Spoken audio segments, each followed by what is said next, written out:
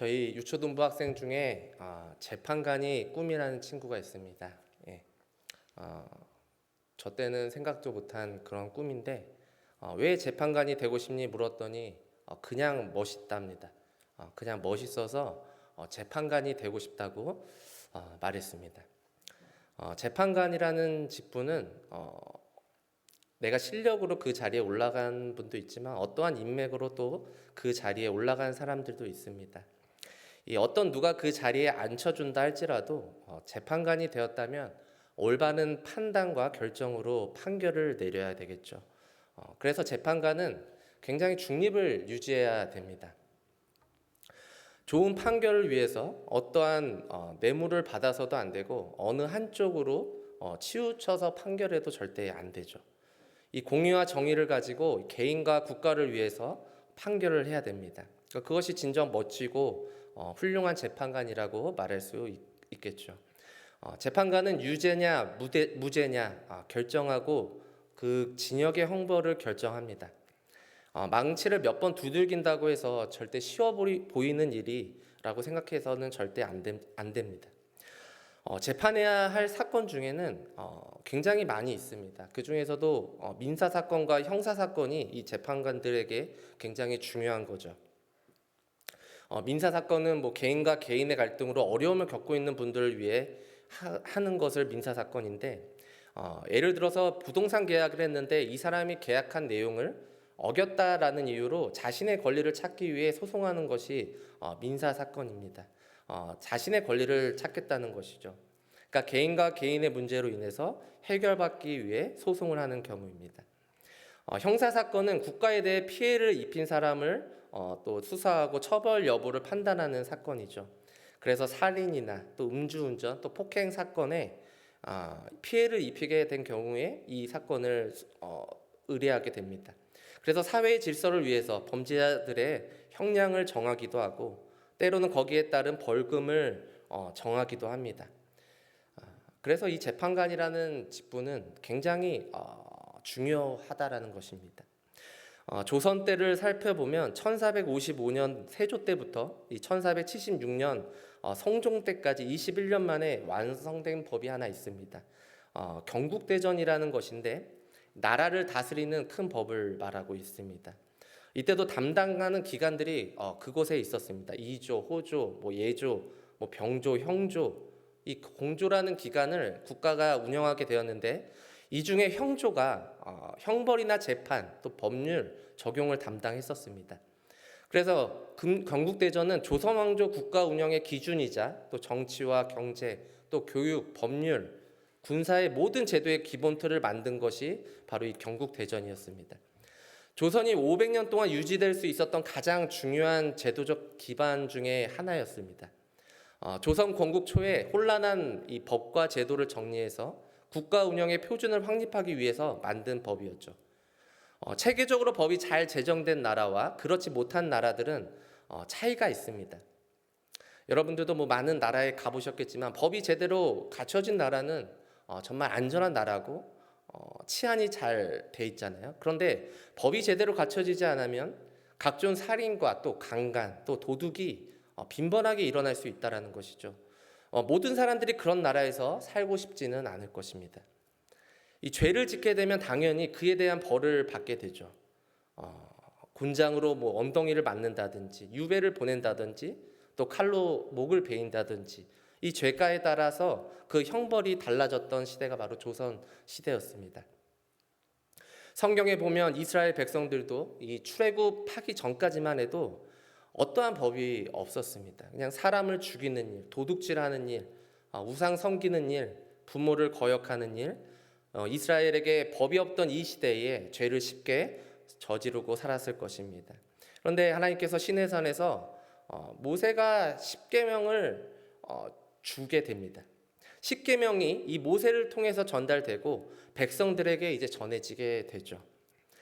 사람을 살인할 때에는 눈에는 눈, 이에는 이로 갚을 것을 말하기도 하고 또 도둑질하거나 부모를 거역할 때에는 몇 배로 배상을 하고 또 몇 배로 받는 벌들을 하나님께서는 말씀하셨습니다.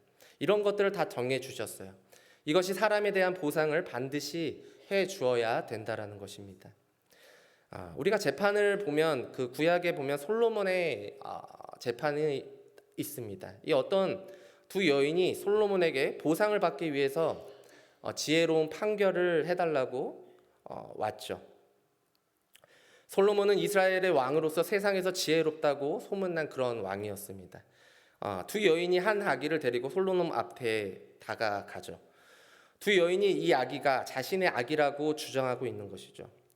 지금처럼 이 피검사를 해서 유전자를 확인할 수가 없었던 그런 시대였습니다.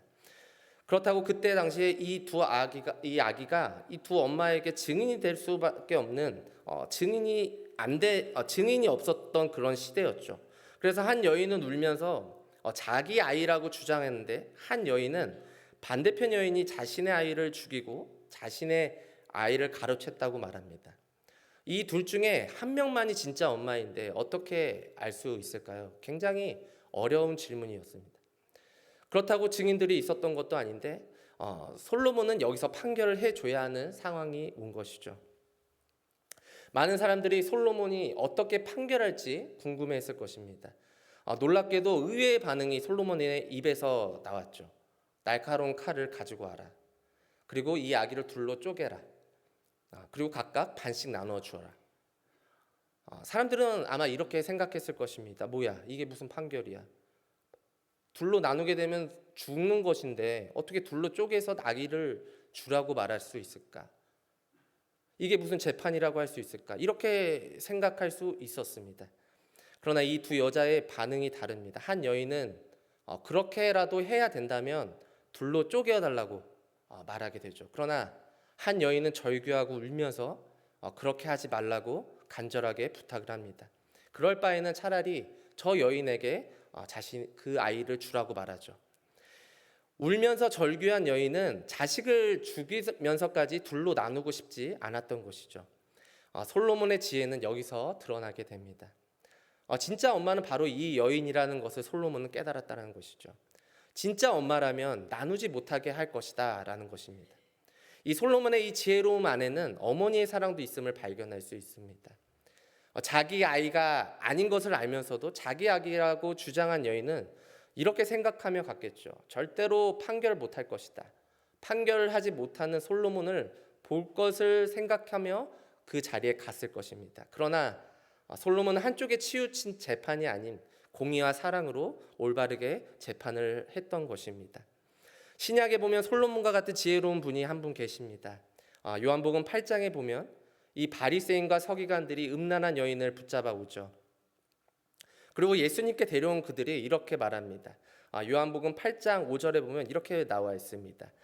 모세는 율법에 이러한 여자를 돌로 치라 명하였거니와 선생은 어떻게 말하겠습니까? 이 사람들은 신명기 17장 5절 말씀을 토대로 이 연인을 바로 끌고 온 것입니다. 그러면서 신명기 17장 5절에는 이렇게 말합니다. 너는 그 악을 행한 남자나 여자를 내 성문으로 끌어내고 그 남자나 여자를 돌로 쳐 죽이되 이렇게 말하고 있습니다.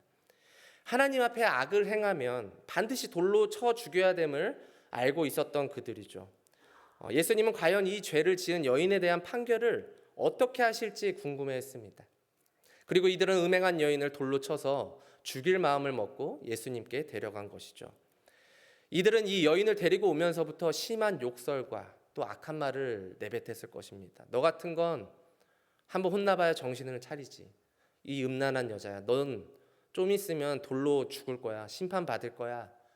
이렇게 욕을 하면서 아마 예수님 앞에 데리고 갔을 것입니다. 신명기 17장 말씀에 비추어 봤을 때 돌로 죽여도 전혀 이상하지 않은 상황인 것이죠. 이 바리새인과 서기관들은 이 음행한 여인을 끌고 가면서 돌을 던져 죽이리라는 생각을 가지고 이제 예수님 앞에 갔습니다. 하나님의 율법을 말했을 때 예수님이 당연히 돌을 던지라고 말할 것이다. 이 바리새인과 서기관들은 이제 그렇게 생각하고 갔습니다. 그러나 예수님은 죄 없는 자는 이 음행한 여인에게 돌을 던지라고 말하죠.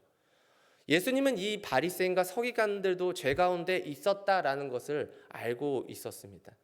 아마 예수님이 땅바닥에 무엇인가 썼다라는 것은 이 신명기 17장 5절의 말씀을 빗대어서 이들의 죄를 낱낱이 쓴 것이 아닐까 싶습니다. 그러니까 이들이 자신들이 지은 죄가 찔려서 그 자리에서 하나 둘씩 자리를 떠난 것입니다. 예수님과 이 솔로몬을 보았듯이 판결은 지혜로워야 한다라는 것이죠. 예수님과 솔로몬 지혜로운 모습을 보지만 우리가 한 가지 더 볼 수 있는 것이 있습니다. 억울하게 또는 죄의 값을 받아야 하는 상황이었지만 사랑이 들어간 지혜로움이라는 것이죠. 어느 한쪽에 치우치지 않고 하나님의 공의와 또 정의가 있는 사랑의 재판이었다라는 것입니다. 어느 누구도 예수님과 또 솔로몬의 재판에 이의를 제기한 사람이 없었다라는 것입니다. 우리는 법에 빗대어 누군가를 정죄하기도 합니다. 좋게 말하면 정죄고 나쁘게 말하면 씹는다라는 말을 씁니다. 또 다른 표현은 남을 뒷담화한다라는 말도 씁니다. 오늘 성경의 단어로 표현하자면 비방이라고 말하면 좋을 것 같습니다. 뒷담화, 비방, 이런 말은 상대방이 눈앞에 없을 때 우리가 잘 하는 이야기죠. 누군가를 뒤에서 씹을 때 시간 가는 줄 모르고 얘기하는 사람들이 많이 있습니다. 앞에 있을 때는 웃으면서 좋은 말하며 또 살갑게 대하면서도 우리가 다른 곳에 있을 때는 또 험담을 합니다. 오늘 본문을 보면 누가 누구를 비방하고 있습니까? 서로 비방하는 대상이 누구일까요? 씹는 사람과 씹히는 사람이 서로 어떤 관계일까요? 이 어리석은 짓을 멈추도록 하기 위해서 야고보 선생님은 어떻게 부르고 있을까요? 그래서 야고보 선생님은 형제들아 이렇게 부르고 있습니다. 11절에 보면 형제를 비방하는 자나 형제를 판단하는 자나 이렇게 말하고 있죠. 형제는 기본적으로 같은 부모에서 태어난 남자들을 가리키는 말입니다. 헬라어로 보면 아델포스라고 해서 믿음 안에서 한 형제를 뜻하기도 하죠. 야고보 선생님은 의도적으로 형제라고 말한 것은 우리가 그리스도 안에서 하나라고 하면서 어떻게 비방과 정죄를 할 수 있냐고 말하고 있는 것입니다. 우리의 혀가 어떠한 단어를 쓰느냐에 따라서 비방으로 흘러갈 수도 있고 사랑으로도 흘러갈 수 있습니다. 야고보서 3장 2절은 이렇게 말하고 있습니다. 우리 함께 이 시간 읽도록 하겠습니다. 시작. 우리가 다 실수가 많으니 만일 말에 실수가 없는 자라면 곧 온전한 사람이라. 말을 하다 보면 나도 모르게 내가 생각하는 법을 통해서 상대방을 비방하고 정죄하게 되죠. 그러니까 내가 바라보는 행동의 기준에서 상대방을 비판하기도 합니다. 왜 저렇게 행동하시지? 왜 저런 말들을 할까?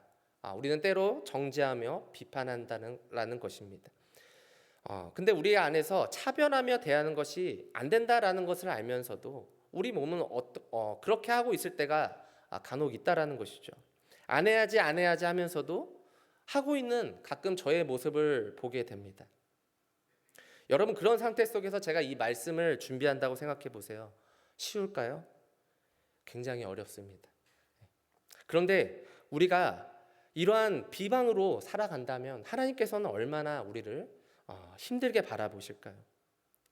그런데 우리가 비방과 훈계에 대해서는 짚고 넘어가야 됩니다.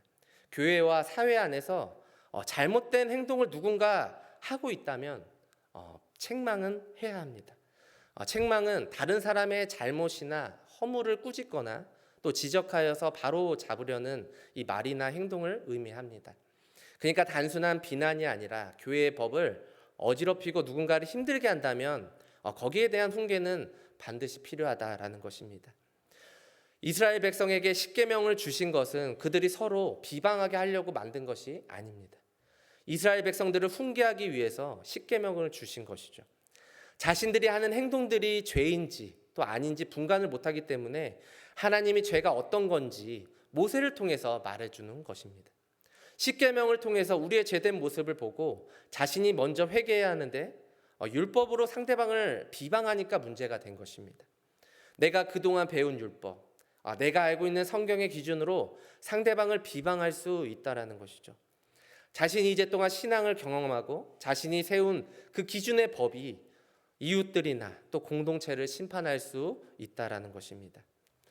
이 바리새인과 서기관들의 문제가 뭐냐면 자신들은 율법을 많이 알고 금식과 또 11조, 안식일을 정확히 지키는데 왜 예수님과 제자들은 그렇지 않냐는 것이죠. 그들이 아무리 많은 예배와 많은 헌금과 금식, 그들에게 많은 어떠한 성경 지식이 문제가 아닙니다. 많은 예배와 많은 헌금과 금식을 한다면 누구를 비방하기 위한 이런 모습이 되면 안 된다라는 것이죠. 신앙생활 오래 하고 성경 몇 독하고 예배드리는 숫자가 하나님과 동등된 모습으로 남을 판단할 수 있다고 우리가 생각하면 절대 안 된다라는 것입니다. 우리가 아무리 성경 지식이 뛰어난다 할지라도 우리를 심판할 수 있는 분은 하나님 한 분밖에 없을 줄 믿습니다. 우리가 예배를 드리고 말씀을 듣는 것은 어떤 사람보다 뛰어나기 위해 배우는 것이 아닙니다. 말씀 앞에 내 죄를 바라보고 더 겸손해지는 것입니다. 예배 앞에 더 나아가고 말씀 앞에 우리가 더 나아가는 것은 누구를 판단하고 비판하려고 하는 것이 절대 아닙니다. 내가 기도와 말씀으로 나아갈 때 나의 죄된 모습을 보고 나를 책망하고 변화되기 위한 것이라는 것입니다. 누가복음 18장 10절에서 13절을 보면 예수님이 한 비유로 이렇게 설명합니다. 두 사람이 성전에 올라가서 기도하는 모습을 보여주죠. 바리새인은 모든 율법이 말한 대로 내가 토색이나 간음 또 불의를 행하지 않았다고 자신 있게 말합니다. 옆에서 기도하고 있는 세리를 바라보며 저는 이 세리처럼 살지 않음을 감사합니다, 주님. 세리가 뭐냐면 세리는 로마의 세금을 걷는 사람들이었습니다. 그 중에서 순수 로마의 세금이 아니라 로마가 정한 그 세금에서 더 내게끔 해서 자신의 호주머니에 넣었던 그 사람이 바로 이 세리였습니다. 그러니까 얼마나 많은 어렵게 사는 사람들에게 이 세리가 정말 미움의 대상일 수밖에 없었습니다. 누가복음에서 바리새인은 말씀 앞에 비추어 볼 때 자신은 저렇게 살지 않았다라고 생각하며 세리를 비판하고 있는 것이죠. 여기서 반대편에 이 세리가 바리새인을 비판하면서 똑같이 기도했다면 바리새인이나 세리나 다를 게 없을 것입니다. 그러나 자신이 죄인이라는 것을 알고 가슴을 치면서 하나님께 회개하는 모습을 보여주고 있죠. 만약에 세리도 이 바리새인을 비판하면서 예배드리며 기도했다면 의인이라고 말할 수 없을 것입니다. 예수님은 이 세리가 의롭다고 말했습니다. 내가 어떠한 직분과 내가 얼마나 많은 율법을 지키고 있느냐가 중요한 게 아니라 그것을 통해서 내 죄를 발견하고 회개한다면 그것이 하나님 앞에 의로움으로 나아갈 수 있다는 것입니다. 저는 여기에 앉아 계신 분들이 의인이 되시기 위해 하나님 앞에 나아가시는 줄 믿습니다. 사도신경에는 예수님이 빌라도에게 고난을 받으셔서 십자가에 못 박히셨다고 나오죠.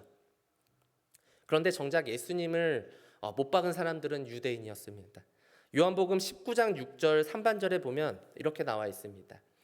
대제사장과 아랫사람들이 예수를 보고 소리질러 이르되 십자가에 못 박으소서 십자가에 못 박으소서 하는지라 빌라도가 이르되 너희가 친히 데려다가 십자가에 못 박으라 나는 그에게서 죄를 찾지 못하였노라. 빌라도는 어떻게든 죄 없는 예수님을 풀어주려고 했지만 다수의 강압적인 힘 때문에 십자가에 못 박히는 형벌에 넘겨주게 되죠. 로마의 법에 따르면 당연히 이 바라바라는 사람이 십자가형이고 예수님을 풀어줘야 정당한 것입니다. 빌라도는 정당하게 재판하지 못했습니다. 다수의 모두가 그 사람이 죄라고 몰아붙여서 그 사람이 죄가 있다고 한다면 이처럼 억울한 일이 어디 있을까? 오히려 죄 많은 사람을 풀어주고 예수님은 죄가 없는데 십자가의 형벌을 받아야 한다. 만약 제가 그러한 상황에 있었다면 거기에 있는 유대인들과 빌라도에게 아마 이렇게 말했을지도 모릅니다. 지금 제정신이신가요? 지금 법을 집행하는 게 맞는 건가요? 내가 왜 죄도 없는데 이런 십자가 형벌을 받아야 합니까? 억울해하면서 아마 그들에게 소리를 질렀을지도 모릅니다. 그러나 예수님은 전혀 그렇게 하지 않으셨습니다. 예수님 안에는 하나님의 사랑이 있었다라는 것이죠. 십자가의 사랑이 예수님 마음속에 자리 잡았기 때문에 이들의 죄를, 이들의 비방을 미워하지 않았습니다. 그들을 판단하지도 않았습니다. 이사야 57장 8절에 있는 말씀처럼 도살장으로 끌려가는 어린 양과 같이 잠잠하게 갔다라는 것입니다. 우리가 그리스도 안에서 형제 자매라고 하지만 서로 성격이 안 맞을 때가 많습니다. 교회를 저렇게 오래 다니신 분이 저런 행동한다는 게 말이 되나? 판단과 비방이 나올 수가 있습니다. 내가 이제까지 신앙생활해 온 기준과 생각이 저 사람을 비방하고 판단할 수 있다라는 것이죠. 비방과 판단을 넘어서 십자가에 못 박으려고까지 하는 건 아니지 우리의 행동을 살펴봐야 합니다. 내 기준에서 저 사람의 모든 것들을 판단하고 뒤에서 험담하고 따돌린다면 이것은 큰 죄라는 것입니다. 그것도 성경의 잣대로 보는 것이 아니라 다수의 의견을 가지고 상대방을 판단과 비방하는 것이라면 교회에서는 절대 하지 않아야 합니다. 이것은 하나님이 기뻐하지 않습니다. 예수님은 그 어떤 누구도 판단하지 않으셨습니다. 음란했던 여인도, 5번 결혼했던 사마리아 여인도, 자신을 3번 부인했던 이 베드로도 예수님은 비방하지 않으셨습니다. 야고보서 4장 12절 말미에 보면 너가 누구이기에 이웃을 판단하느냐라고 말하죠.